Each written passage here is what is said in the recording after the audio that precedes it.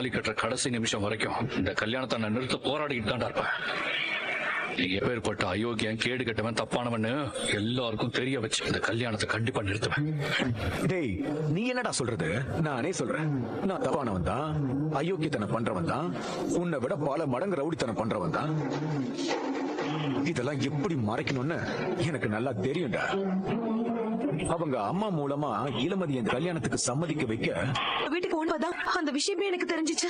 அம்மா, என் உயிரை காப்பாத்தின அந்த இளமதிக்கு கைமாறா நீ போய் அந்த பொண்ணோட வாழ்க்கையை காப்பாத்துமா. எப்படியாவது அந்த கல்யாணத்தை தடுத்து நிறுத்தி அந்த ரிஷியோட முகத்தெரிய கிழிக்கணுமா. ஓமா ஓ, அந்த ரிஷி நல்லவன் இல்லம்மா. இல்ல ரம்யா, உன்னை இந்த நிலைமையில விட்டுட்டு நான் எப்படி ரம்யா போவேன்? அம்மா, நான் என்ன பாத்துக்கிறேம்மா. அதான் எனக்கு நினைவு வந்துருச்சு. நீ என்ன பத்தி கவலைப்படாத. இளமதிக்கு நம்ம செய்யற நன்றி கடன் இதுதாம்மா. போமா, நீ போய் எப்படியாவது கல்யாணத்தை நிறுத்திடுமா. இரு ரம்யா, சரி நான் உடனே போய் நடந்த விஷயத்தை இளமதி கிட்ட சொல்றேன். நீ பத்திரமா இரு. சிஸ்டர், நான் அர்ஜென்ட்டா வெளிய போகணும். நீங்க ரம்யாவை பத்திரமா பாத்துக்கோங்க. சரிம்மா, ஓகே.